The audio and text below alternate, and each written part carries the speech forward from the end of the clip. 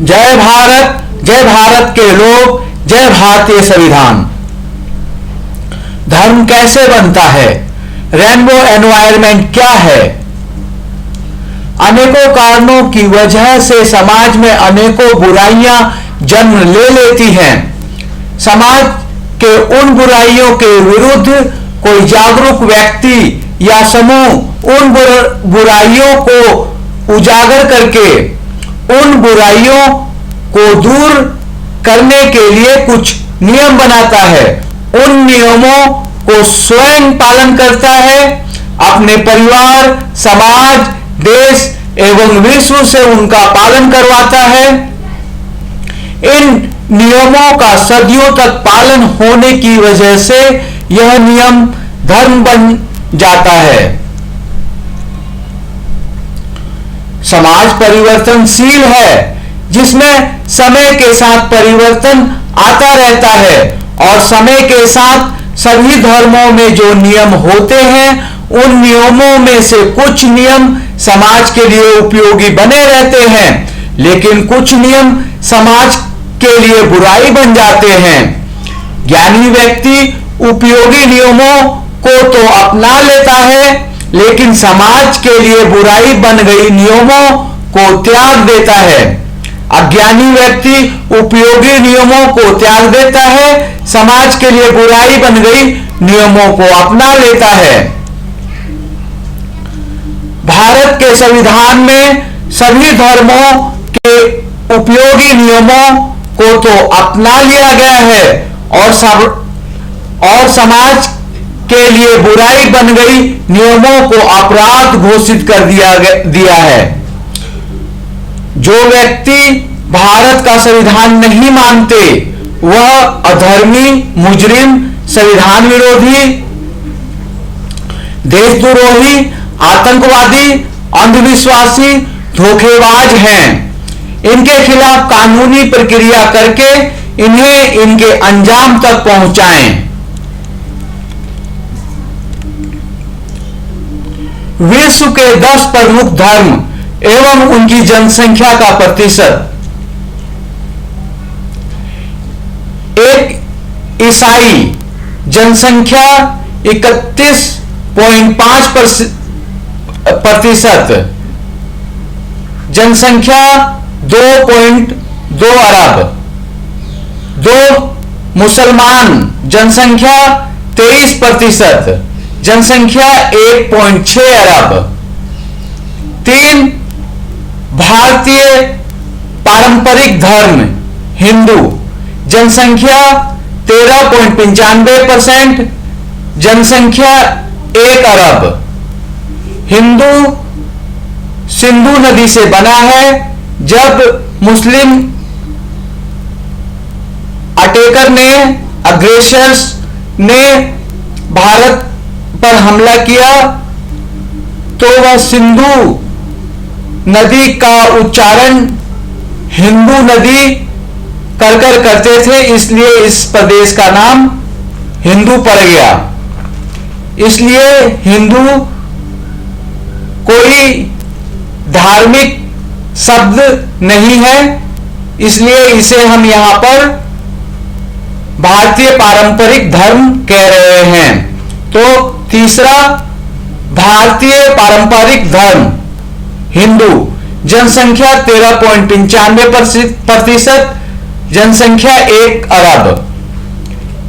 4 चीनी पारंपरिक धर्म, जनसंख्या 5.5%, जनसंख्या 39.4 करोड़। 5वां बौद्ध धर्म, जनसंख्या 5.4%, जनसंख्या 37.6 करोड़। 6ठा अफ्रीकी पारंपरिक धर्म, जनसंख्या 40 करोड़, जो 5.59% बैठता है। 7वां सिख धर्म, जनसंख्या 2.3 करोड़, जो विश्व जनसंख्या का 0.32% है। 8 यहूदी धर्म, जनसंख्या 1.4 करोड़। जो विश्व जनसंख्या का 0.20% है। 9वां जैन धर्म, जनसंख्या 42 लाख, जो विश्व जनसंख्या का 0.005% है। 10वां शिंतो धर्म, जो जापान में मुख्यतः है, जनसंख्या 40 लाख, विश्व जनसंख्या का 0.005%। विश्व जनसंख्या का अगर हम 1% की बात करें तो वह लगभग 7.15 करोड़ है। भारत के 10 प्रमुख धर्म एवं उनकी जनसंख्या का प्रतिशत, ये 10 नहीं है तो हम कह सकते हैं भारत के प्रमुख धर्म। तो यहां धर्म दिया हुआ है, जनसंख्या और प्रतिशत। तो सभी धर्मों की जनसंख्या है 1 अरब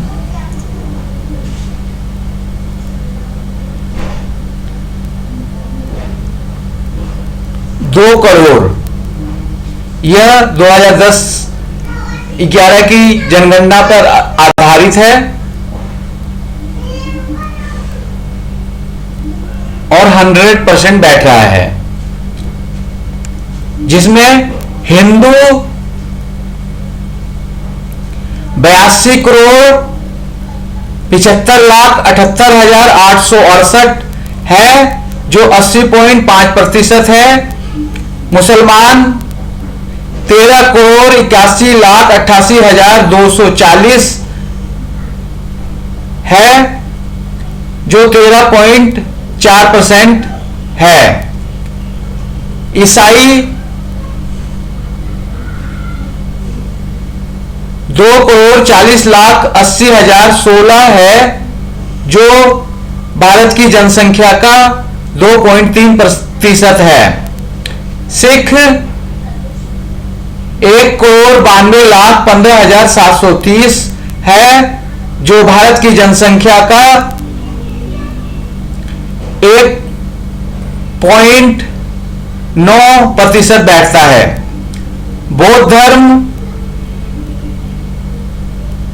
79,55,207 है, जो 0.8% बैठता है।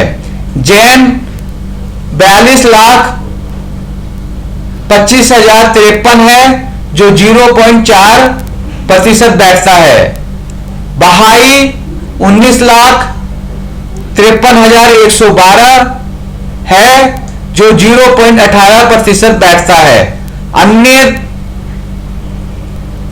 46,86,588 है, जो 0.32% बैठता है।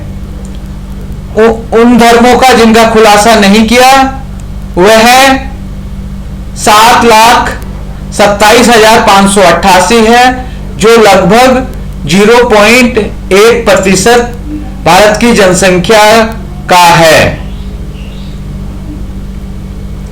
भारत के संविधान में यह दिया गया है कि article 25.2.b of the Constitution of India says that Jain, Sikh, Buddha dharma are part of Hindu. It means Hindu is a group of religion including several religious contradictory to each other. Hindu धर्म नहीं बल्कि कई धर्मों का समूह है। इसमें अनेकों धर्म शामिल हैं, जैसे 1 सिख, 2 ब्राह्मण, 3 बुद्ध धर्म, 4 शूद्र मूल्यवासी SC, ST, OBC, 5 जैन धर्म, 6 क्षत्रिय धर्म, 7 लिंगायत धर्म, 8 वैश्य धर्म। उपरोक्त सभी धर्मों की अपनी अपनी मान्यता है, जो एक दूसरे के विपरीत और भिन्न हैं। जैसे कई धर्म को मानने वाले शाकाहारी तो कई मांसाहारी हैं। धर्म के आधार पर आरक्षण समाज की सबसे बड़ी बुराई है।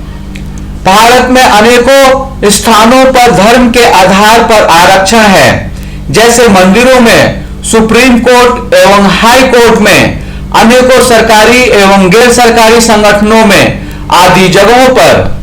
धर्म के आधार पर आरक्षण समाज की सबसे बड़ी बुराई है, जिसे सभी धर्मों, जातियों, क्षेत्रों एवं वर्गों को जनसंख्या के अनुपात में आरक्षण देकर दूर किया जा सकता है। भारत में आर्थिक आधार पर आरक्षण है, जो निम्नलिखित वर्गों में दी गई है। एक, अनुसूचित जाति 15%, 2 अनुसूचित जनजाति 7.5%, तीसरा अन्य पिछड़ा वर्ग जिसकी जनसंख्या 54% है, लेकिन सुप्रीम कोर्ट ने 27% पर रोक लगा दिया है, क्योंकि ओबीसी में उनका प्रतिनिधित्व सुप्रीम कोर्ट में भी नहीं है और हाई कोर्ट में भी नहीं है। तो यह आर्थिक आधार पर है। आर्थिक आधार पर जिनकी आय 8 लाख से कम है, अब इसका दोबारा से 12 लाख तक करने की योजना बन रही है। चौथा, सामान्य वर्ग 10% आर्थिक आधार पर जिनकी आय 8 लाख से कम है। 5, सामान्य वर्ग 40.5% आर्थिक आधार पर जिनकी आय 8 लाख से ज्यादा है। भारत में 100% आर्थिक आधार पर आरक्षण है। भारत में लगभग 98% लोगों की आय 8 लाख से कम है, जिन्हें अधिकतम 59.5%, न्यूनतम 0% आरक्षण मिला हुआ है। जैसे भारत के सर्वोच्च न्यायालय, उच्च न्यायालयों में इनका प्रतिनिधित्व 0% है।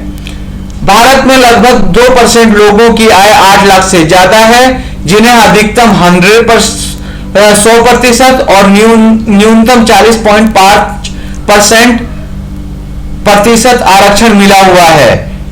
इस सूचना को ज्यादा से ज्यादा शेयर करके 98% लोगों को हर जगह 98% हिस्सेदारी और 2% लोगों को 2% हिस्सेदारी सुनिश्चित करने में अपना योगदान दें। dra.bcdks.com वेबसाइट पर और महत्वपूर्ण जानकारियां आप प्राप्त कर सकते हैं और अपने अधिकार कैसे प्राप्त कर सकते हैं वह भी जानकारी ले सकते हैं। रामायण, महाभारत आदि कहानियों में विदेशी आर्यों के पास सभी अधिकार हैं। एकलव्य, शंबुक जैसे शूद्र मूल निवासियों को कोई अधिकार नहीं है। dra.bcdks.com। हिंदू 3 तरह के हैं। 1, 26 जनवरी 1950 से पहले के हिंदू, जिसमें शूद्रों को कोई अधिकार नहीं थे। 2, 26 जनवरी 1950 के बाद के हिंदू, जिन्हें संविधान लागू होने के बाद शूद्रों को ब्राह्मणों के बराबर अधिकार है। वह लिखित में है, संविधान में है, कानूनों में है, लेकिन क्योंकि संविधान पूरी तरह से लागू नहीं हो पाया है, सभी जगह ओबीसी, एससी, एसटी, मूल निवासियों को, माइनॉरिटीज को उनकी जनसंख्या के अनुपात में प्रतिनिधित्व नहीं मिल पाया है। तो यह पूरी तरह से जब लागू हो जाएगा तो दूसरा, जो 26 जनवरी 1950 के बाद के हिंदू, जिन्हें संविधान लागू होने के बाद शूद्रों को ब्राह्मणों के बराबर अधिकार है, वह पूरी तरह से लागू हो जाएगा। तीसरा, पढ़े लिखे अनपढ़ गंवार गुलाम हिंदू, जो उनका मालिक बोलता है उसी को धर्म मान लेते हैं। अब आप सोचो, आप कौन से हिंदू हो? यह उनके बारे में है जो अपने आप को हिंदू कहते हैं, लेकिन हिंदू कोई धर्म नहीं है। उसको हमने इसके अंदर भारत पारंपरिक धर्म माना है।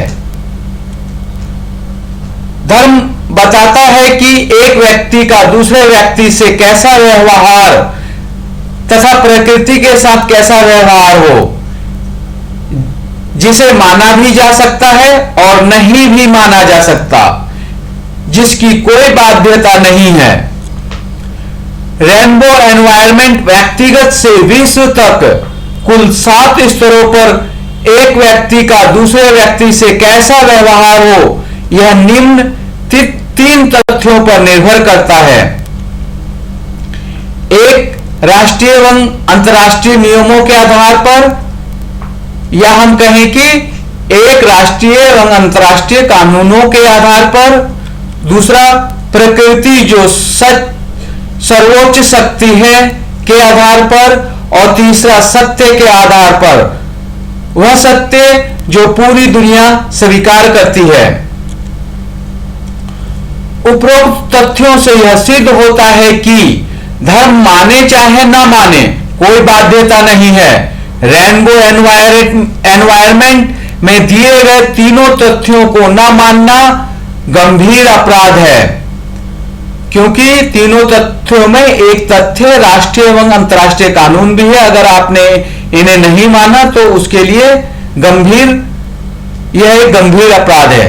तो रेनबो एनवायरनमेंट में दिए गए तीनों तथ्यों को न मानना गंभीर अपराध है, जिसके लिए राष्ट्रीय एवं अंतर्राष्ट्रीय कानूनों में गंभीर से गंभीर सजा का प्रावधान किया गया है। रेनबो एनवायरनमेंट से विश्व के सभी प्राणियों के समस्याओं का अधिकतम संभव समाधान किया जा सकता है। जय भारत के लोग, जय भारतीय संविधान।